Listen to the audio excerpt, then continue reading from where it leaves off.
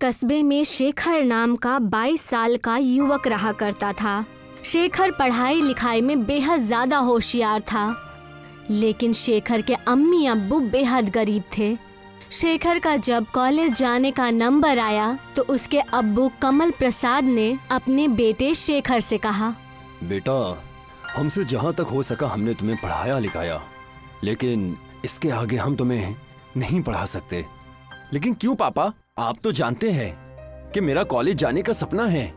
मैं पढ़ लिख कर बड़ा आदमी बनना चाहता हूँ। शेखर की बात सुनकर शेखर की अम्मी अनीता ममता भरी नजरों से शेखर की ओर देखकर बोली, हर माँ बाप यही चाहते हैं बेटा कि उनका बेटा बड़ा होकर अच्छे कॉलेज में जाए और वो अपने माँ बाप का खूब नाम रोशन करे। लेकिन तुम तो जानते हो कि इन्होंने तुम्हें मजदूरी करके यहाँ तक तालीम दिलवाई है। कॉलेज की फीस का बोझ अब ये नहीं उठा सकते। कोई बात नहीं मम्मी, मैं पापा का दर्द समझता हूँ। मैं जानता हूँ कि पापा ने एक एक रुपया जमा कर कर मुझे इंटर कराया है, लेकिन अब मैं बड़ा हो गया हूँ। मैंने इतनी तालीम हासिल कर ली है कि अब मैं बच्चों को तालीम देकर अपने कॉलेज की फीस निकाल सकता हूँ। पूरे गांव में सिर्फ तुम ही ने इंटर किया है बेटा, वरना तुम तो जानते ही हो कि हमारे गांव का मुखिया किसी भी माँ बाप को अपने बच्चों को पढ़ाने की सलाह नहीं देता। इस कस्बे में जिस भी माँ बाप ने अपने बच्चों को पढ़ाने के लिए सोचा तो मुखिया ने हमेशा उनके कान भर दिए। तुम्हारी मम्मी सही कह रही हैं बेटा। अरे लोग तो तालीम के फायदे बताते हैं, लेकिन हमारे गांव का मुखिया तो तालीम के नुकसान बताने लग जाता है। बोलता है कि पढ़ने लिखने के बाद लोग बेकार हो जाते हैं, वो किसी काम के नहीं रहते। मेहनत करने से फिर वो दिल चुराने लगते हैं और मजदूरी करने में उन्हें शर्म आने लगती है। बेटा, अब मैं चाहती हूँ कि तुम अपने पापा के काम में हाथ बटाओ। अब तुम्हारे पापा बूढ़े हो चुके हैं। आपको क्या लगता है मम्मी कि मैं नहीं चाहता कि पापा अब आराम से बैठें? लेकिन आप ही बताइए, आप क्या चाहती हैं? क्या मैं भी पापा की तरह मजदूरी करूं? नहीं मम्मी, मैं कुछ अलग करना चाहता हूं। इतना कहकर शेखर वहाँ से चला जाता है। कमला प्रसाद अपनी बीवी की ओर देखते हुए बोले, कोई बात नहीं, वो कुछ अलग और नया करना चाहता है तो इसमें गलत क्या है? मेरा मन कहता है कि मेरा बेटा कुछ न कुछ बड़ा करेगा।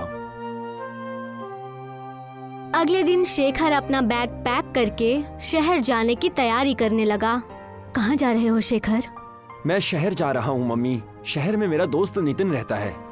मैं उसके साथ उसके कमरे में रह लूंगा और वहाँ मुझे ट्यूशन पढ़ाने के लिए बहुत सारे बच्चे भी मिल जाएंगे। आप दोनों चिंता मत कीजिए, और जैसे ही सब कुछ ठीक हो जाएगा मैं हर महीने आप लोगों को पैसा भेजता रहूंगा।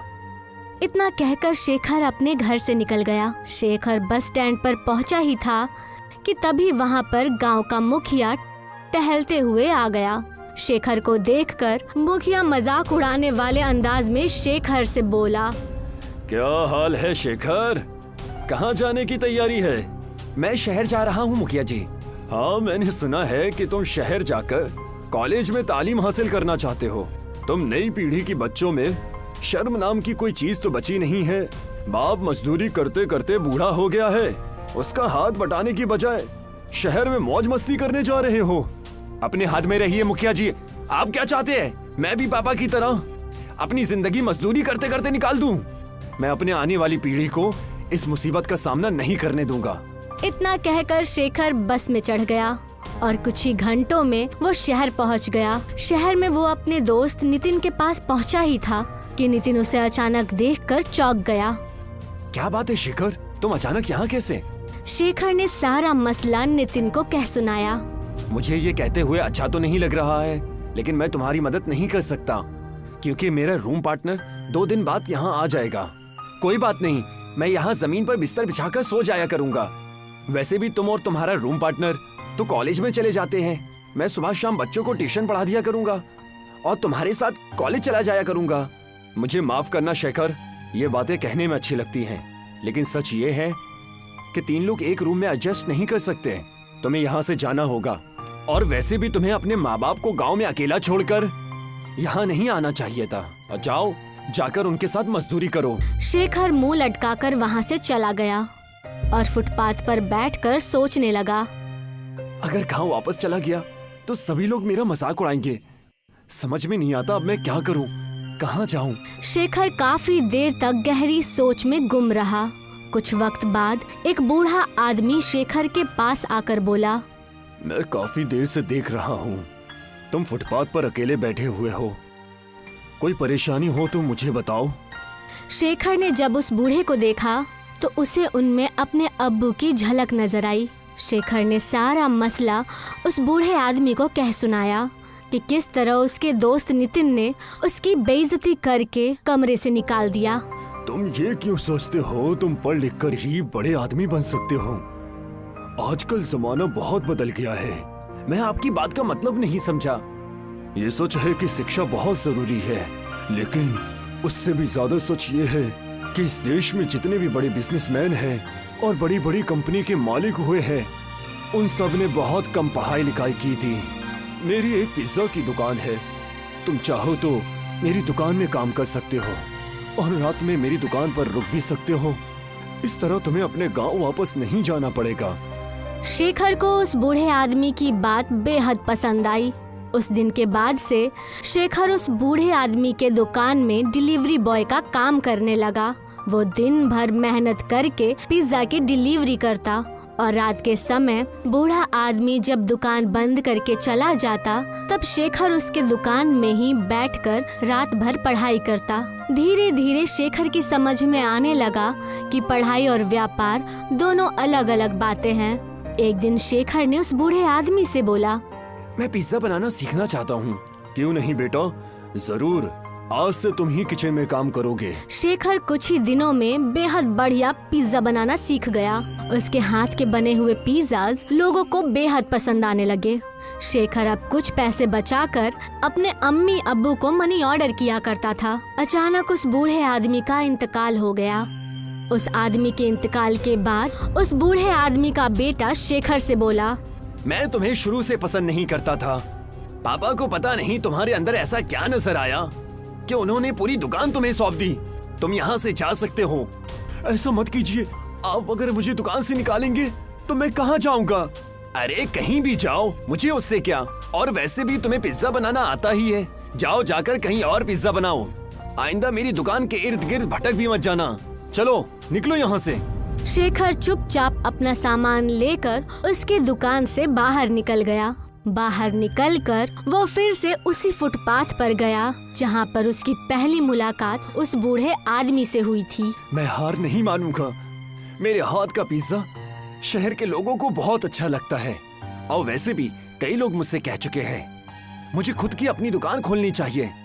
क्यों ना मैं उन सबसे मदद मांगू। अब से मैं अपना कारोबार खुद से शुरू करूंगा। किसी के सामने हाथ नहीं फैलाऊंगा। इतना कहकर हर उस जगह पर जाने लगा जहां वो पिज्जा डिलीवरी किया करता था। शेखर के स्वभाव को देखते हुए सभी लोगों ने उसकी बेहद मदद की और कुछ ही दिनों में शेखर ने शहर में एक अपनी छोटी सी दुकान किराए पर लेकर उसमें पिज्जा बनाने लगा। मगर शेखर की दुकान नहीं चली क्योंकि शहर में ब्रांडेड पिज्जा खाने वालों की संख्या बेहद ज्यादा थी। शेखर इसी परेशानी में रात के समय एक बेहद पुरानी बेकरी के पास बैठा हुआ था कि तभी एक आदमी की आवाज उसके कानों में टकराई। कौन हो तुम? मेरा नाम शेखर है। आप कौन हैं? मेरा नाम मोहन लाल है। वो बेकरी देख रहे हो? मैं तो काफी समय से देख रहा हूँ। वो बेकरी तो बंद पड़ी हुई है। मेरी बेकरी रात में ही चालू होती है। मेरी बेकरी में वड़ा पाव बहुत ही अच्छा बनता है। वैसे तुम क्या करते हो? अब मैं आपको क्या बताऊं बाबा, मैं पिज्जा बनाता हूँ। कुछ समय पहले मैंने कर्ज लेकर किराए पे दुकान ली थी, लेकिन पता नहीं क्यों मेरा पिज्जा लोग खरीद ही नहीं रहे। क्योंकि तुम्हें कुछ नया आइटम बनाना चाहिए बेटा। तुम वड़ा पाव पिज्जा ट्राई क्यों नहीं करते? वड़ा पाव पिज्जा? ये कैसी बातें कर रहे हैं आप बाबा? मैं तो पहली बार इसका नाम सुन रहा हूँ। मुझे तुम्हारा स्वभाव बहुत पसंद आया बेटा। मैं तुम्हें एक राज की बात बताता हूँ। मुझे वड़ा पाव बनाने की बहुत सारे नए तरीके आते हैं। कुछ समय पहले मैंने वड़ा पाव पिज्जा बनाने का तरीका एक विदेशी से सीखा था। तुम चाहो तो मैं तुम्हें वो तरीका बता सकता हूँ, लेकिन एक ही शर्त है। कैसी शर्त बाबा? मेरा वड़ा पाव पिज्जा बनाने का तरीका है, उसके लिए तुम्हें सिर्फ मेरी ही बेकरी से वड़ा पाव खरीदने होंगे। लेकिन मेरे पास आपके वड़ा पाव खरीदने के पैसे नहीं है। कोई बात नहीं, तुम्हें मैं उधार देने के लिए तैयार हूँ। लेकिन इस बात की क्या गारंटी है बाबा कि वड़ा पाव पिज्जा बिकेगा ही बिकेगा? जरूर बिकेगा बेटा, और देखते ही देखते तुम्हारे दिन बदल जाएंगे। इतना कहकर मोहनलाल शेखर को बेकरी के अंदर ले गया। शेखर ने देखा कि बेकरी अंदर से बेहद बड़ी बनी हुई थी, लेकिन वहाँ पर एक भी मजदूर काम नहीं कर रहा था। सिर्फ मशीन ही काम कर रही थी, जो कि ऑटोमेटिक तरीके से वड़ा पाव बनाकर तैयार कर रही थी। बाबा, यहाँ पे तो कोई मजदूर नहीं है और इतनी बड़ी मशीन की आवाज तो बाहर लग ही नहीं रही। ये ऑटोमेटिक मशीन है बेटा, कुछ समय के बाद तुम्हें सब समझ आ जाएगा। मोहनलाल शेखर को बेकरी के अंदर वड़ा पाव बनाने की विधि समझाने लगा। कुछ ही वक्त में शेखर की समझ में सब कुछ आ गया। शेखर बेहद सारे वड़ा पाव लेकर अपनी दुकान गया और सुबह तक उसने सारा वड़ा पाव पिज्जा बनाकर तैयार कर दिया, जिसकी सुगंध दूर दूर तक जा रही थी। एक बाइक सवार आदमी जो कि वहाँ से गुजर रहा था, अचानक शेखर के दुकान के सामने बाइक रोककर खड़ा हो गया। यहाँ पे तो बहुत अच्छी खुशबू आ रही है। ये वड़ा पाव पिज्जा की खुशबू है। मैं तो इस तरह के पिज्जा के बारे में पहली बार सुन रहा हूँ। लाओ मुझे भी टेस्ट कराओ। शेखर ने एक वड़ा पाव पिज्जा उठाकर उसे दे दिया। वड़ा पाव पिज्जा खाकर वो आदमी खुशी से उछल पड़ा। यकीन मानो, मैं पिज्जा खाने का बहुत ज्यादा शौकीन हूँ, लेकिन इतना लजीज पिज्जा मैंने पहले कभी नहीं खाया। ये वड़ा पाव पिज्जा है सर, क्या आपको पसंद आया? मुझे बहुत ज्यादा पसंद आया। मैं एक न्यूज रिपोर्टर हूँ, मैं तुम्हारे वड़ा पाव पिज्जा की तारीफ जरूर करूँगा। इतना कहकर वो वहाँ से चला गया। कुछ ही दिनों में देखते ही देखते शेखर का वड़ा पाव पिज्जा बेहद मशहूर होने लगा। अब शेखर ने अपना खुद का बेहद अच्छा मकान शहर में ले लिया था। शेखर ने अब MBA भी कंप्लीट कर लिया था, लेकिन अब उसका पूरा ध्यान अपने वड़ा पाव पिज्जा के बिजनेस की ओर था। कुछ वक्त के बाद एक कंपनी का मालिक शेखर के पास आकर बोला, मेरा नाम एडवर्ड है, मैं अमेरिका में रहता हूँ। मैंने तुम्हारे वड़ा पाव पिज्जा की तारीफ बहुत सुनी है। मैं चाहता हूँ कि आज से ही तुम अपने वड़ा पाव पिज्जा की दुकान अमेरिका में खोलो। सच तो ये है कि मैं तुम्हारे साथ पार्टनरशिप करना चाहता हूँ। ये तो मेरे लिए बहुत ज्यादा खुशी की बात है। शेखर ने एडवर्ड के साथ पार्टनरशिप कर ली और देखते ही देखते शेखर का वड़ा पाव पिज्जा वर्ल्ड में बेहद फेमस होने लगा। कुछ वक्त बाद शेखर को बेस्ट बिजनेसमैन का अवार्ड मिला। उस अवार्ड के मिलने की खुशी में शेखर के अम्मी अब्बू और कस्बे के मुखिया के साथ शेखर के पास पहुँचे। वैसे तो मुझे शुरू से ही यकीन था कि तुम कुछ अलग और बड़ा ही करोगे। मुझे अपनी आंखों पर भरोसा नहीं हो रहा मेरे बेटे कि तू इतना बड़ा आदमी बन गया। तुम्हारे पापा बिल्कुल सही कह रहे हैं बेटा। मुझे खुशी है कि तुमने उस वक्त मेरी बात नहीं मानी। अगर तुम मेरी बात मान लेते तो तुम भी अपनी पापा की तरह एक मजदूर ही रहते। मुझे माफ कर दो शेखर। मुझे आज समझ में आ गया है कि अगर दिमाग के साथ तालीम भी जुड़ जाए तो इनका मुकाबला कोई नहीं कर सकता। तुमने न सिर्फ हमारे गांव का बल्कि इस देश का भी नाम बहुत रोशन किया है। मुझे तुम पर बहुत फक्र है।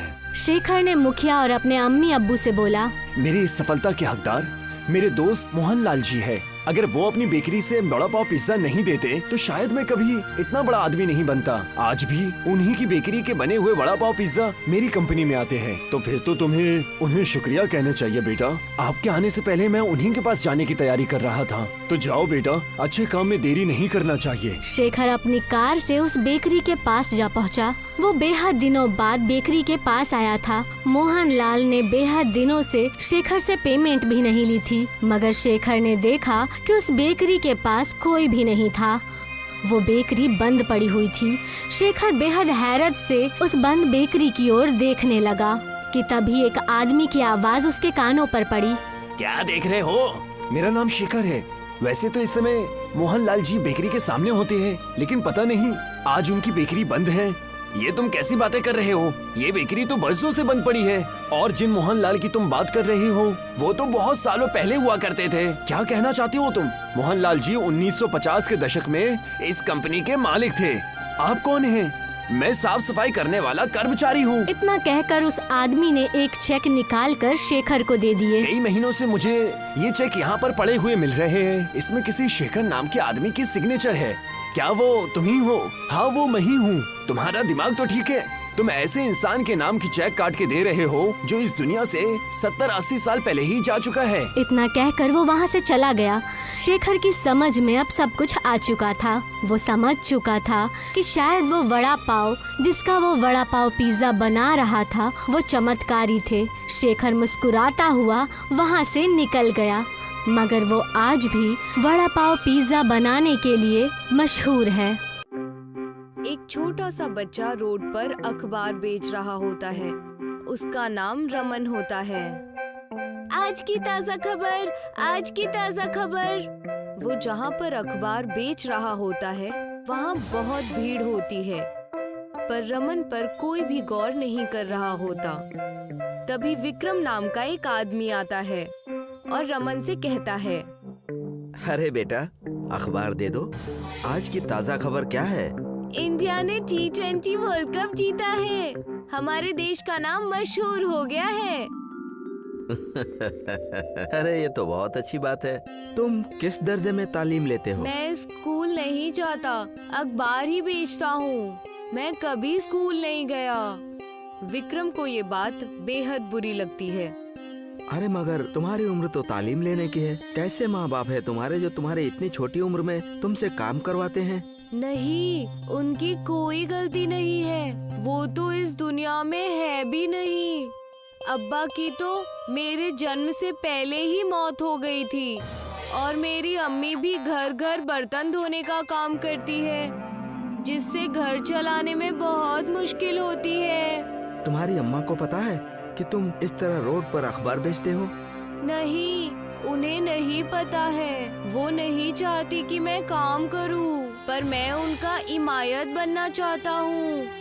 वो बोल ही रहा होता है कि पुलिस आ जाती है और सभी रोड के बगल की दुकानों को तोड़ना शुरू कर देती है। इसी में रमन की दुकान भी टूट जाती है। अरे चलो चलो चलो, यहाँ से खाली करो, रास्ता साफ करो, चलो। विक्रम को ये सब देखकर बेहद बुरा लगता है। वो रमन को ढूंढने की कोशिश करने लगता है, पर पुलिस वाले बाकी सारे दुकानदारों के साथ साथ रमन को भी अपनी गाड़ी में बिठा लेते हैं और थाने ले जाते हैं। हे भगवान, उस छोटे से बच्चे को उठा कर ले गई पुलिस। वो अपनी माँ को बिना बताए अखबार बेचता था। अब मुझे उसकी मदद करनी चाहिए। विक्रम भी थाने पहुंच जाता है और पुलिस वाले से बात करता है। जनाब, आपने इन सब लोगों को क्यों पकड़ रखा है? ये तो बेचारे अपना कारोबार इत्मीनान से कर रहे थे। अरे ये लोग गैर कानूनी तरीके से दुकान लगाकर रोड पर बैठ जाते हैं। इनकी वजह से जाम लग जाता है। अरे हम भी इनकी पेट पर लात नहीं मारना चाहते, पर मजबूरी है, हमें ऊपर से ऑर्डर आया है। विक्रम पुलिस की बातें सुनता है और रमन की ओर देखता है और फिर वो पुलिस से कहता है, जनाब, मैं उस बच्चे की जमानत कराना चाहता हूँ। उसे आप छोड़ दीजिए प्लीज। उसकी माँ घर पर इंतजार कर रही होगी। चलो, आपकी बात ठीक है। यहाँ दस्तखत करके उसको ले जाइए, जाइए। विक्रम रमन को अपने साथ लेकर बाहर आ जाता है। तुझे भूख लगी है? अरे लगी ही होगी। चल चल, तुझे मैं खाना खिलाता हूँ। विक्रम रमन को लेकर एक फूड प्लाजा में आता है। वो फूड प्लाजा विक्रम का ही होता है। वहाँ पिज्जा, बर्गर और मोमोज जैसे फास्ट फूड मिलते हैं। बेटा बता, तू क्या खाएगा? अब पिज्जा खाएगा? नहीं, मेरे पास पैसे नहीं है। आपने मेरी जमानत कराई, वही आपका एहसान है। अरे ये फूड प्लाजा मेरा ही है, तुझे पैसे देने की जरूरत नहीं है। तुझे जो भी खाना हो तू अपनी मर्जी से खा ले। मैं तुझे अपना समझकर ही कह रहा हूँ। रमन को विक्रम एक पिज्जा दिलाता है। रमन उस पिज्जा का एक टुकड़ा खाता है और फिर रख देता है।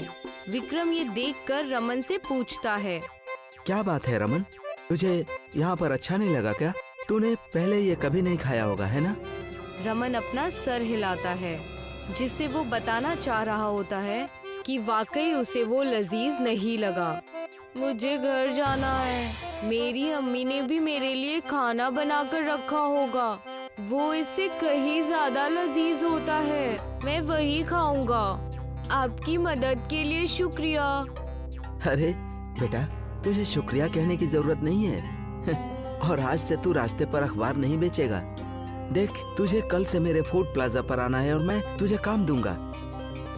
ठीक है, मैं कल आता हूँ। विक्रम भी अपने घर चला जाता है।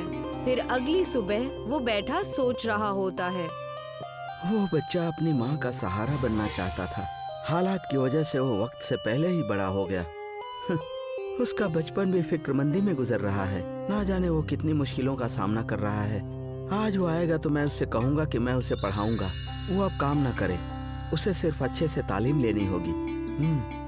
सुबह सुबह रमन विक्रम के फूड प्लाजा पर पहुंच जाता है। वो काम करने के लिए तैयार होता है। विक्रम उसे जैसे ही बोलता है कि वो उसकी तालीम कराना चाहता है तो वो कहता है, नहीं, मैं अपनी तालीम अपने दम पर करना चाहता हूँ। अगर आप मुझसे कुछ काम करवाओगे मैं तभी आपकी मदद लूँगा। मैं भी आपकी मदद करना चाहता हूँ। अरे तू तो बहुत गैरतमंद है और ये बात बहुत अच्छी है। तो ठीक है, तो शाम को बावर्ची खाने में काम कर लेना और बचा हुआ खाना घर ले जाना, ठीक है?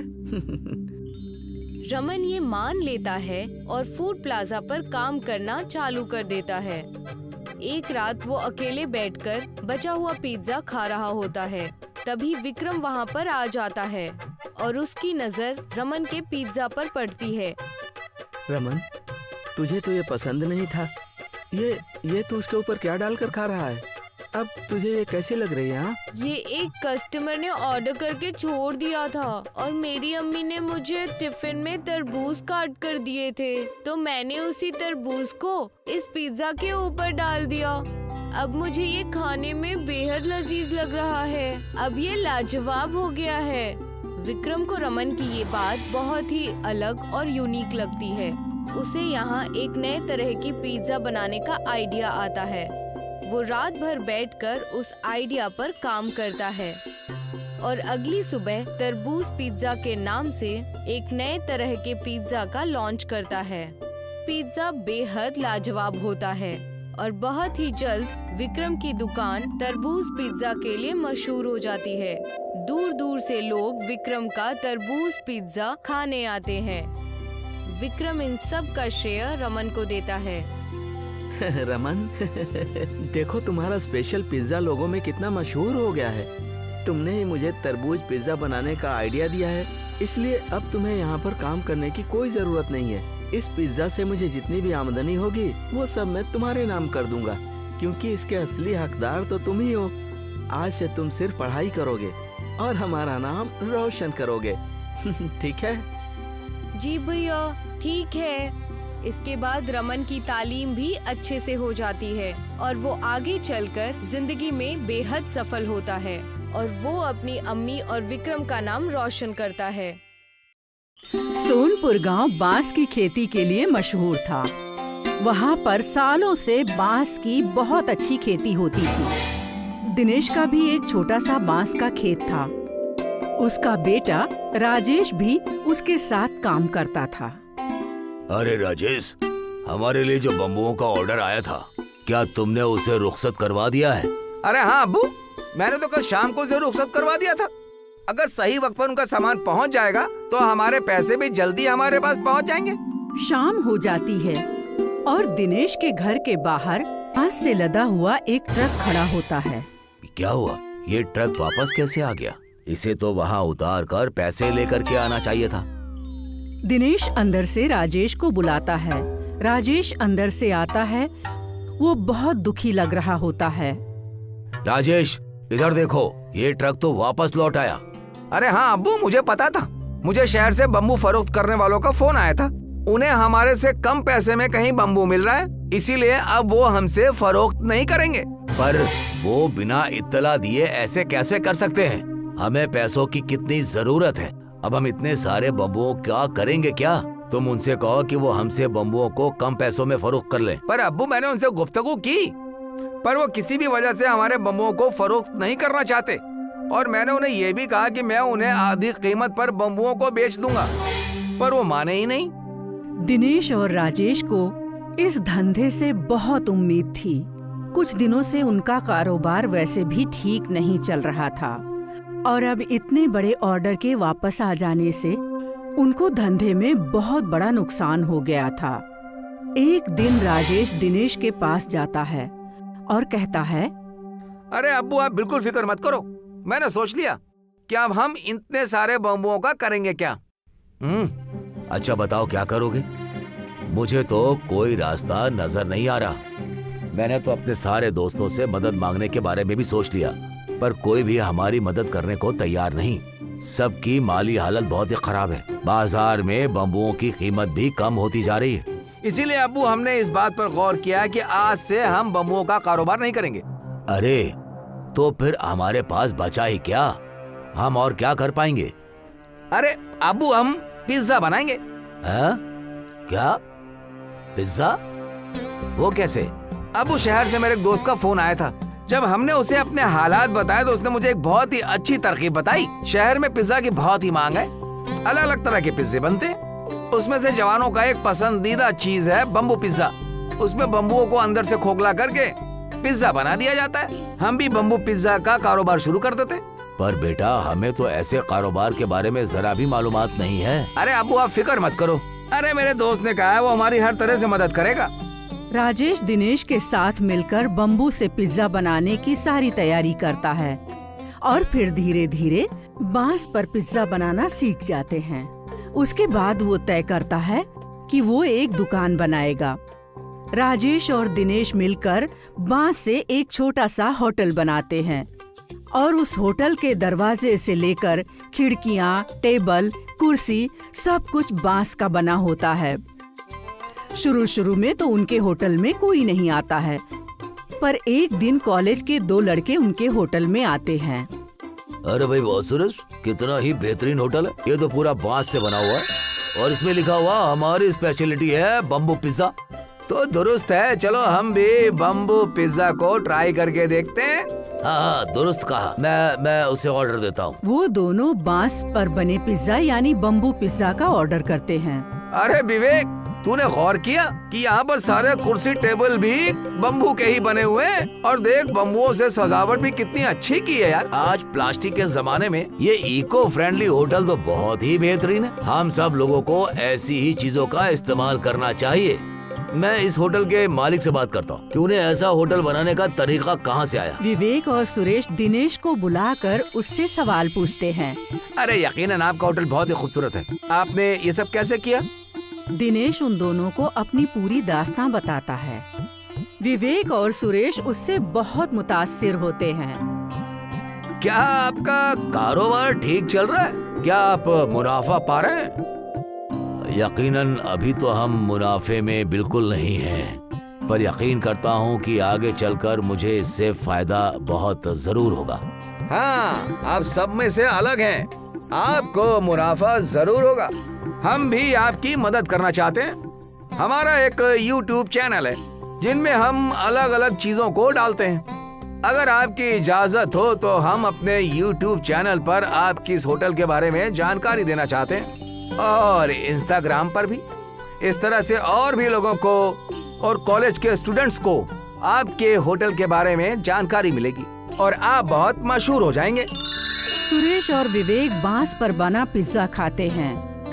वो पिज्जा उन्हें बहुत लजीज लगता है और वो लोग अपने दोस्तों के लिए बहुत सारा पिज्जा पैक करवा लेते हैं। उसके बाद अगले दिन वो अपने सारे दोस्तों को लेकर उसके होटल का अच्छा सा वीडियो बनाते हैं और बांस पर बनने वाले पिज्जा की रेसिपी भी शूट करते हैं। उसके बाद वो उसे अपने YouTube चैनल पर डालते हैं। भाई तुम लोग हमारी मदद करने की कोशिश कर रहे हो और मैं इसके लिए आप दोनों का बहुत बहुत शुक्रगुजार हूँ। अरे नहीं अंकल, ऐसी चीजों को तो मशहूर करना ही चाहिए। आज के जमाने में हम नौजवानों को इको फ्रेंडली और आबो हवा को नुकसान ना पहुंचाने वाली चीजों की ही बहुत जरूरत है। इन वीडियो से हमें जो भी फायदा होगा वो हम आपको दे देंगे। अरे विवेक, देखो बम्बू पिज्जा की रेसिपी पे तो 1 लाख लोगों के व्यूज आ गए हैं दोस्त। 10,000 लाइक और 1000 कमेंट भी हैं। ये तो हमारी YouTube चैनल की सबसे मशहूर वीडियो बन गई है और अब इस इको फ्रेंडली होटल के बारे में बहुत सारे लोग जान जाएंगे। अंकल, अब आप मशहूर होने वाले हो। इस तरह से उन दोनों द्वारा शुरू किया गया बांस से बना पिज्जा वाला होटल फेमस हो जाता है। फिर वो धीरे धीरे दूसरे शहरों में भी अपनी शाखाएं खोलते हैं और इस तरह से बांस पर बने इको फ्रेंडली पिज्जा को पूरे देश में मशहूर कर देते हैं।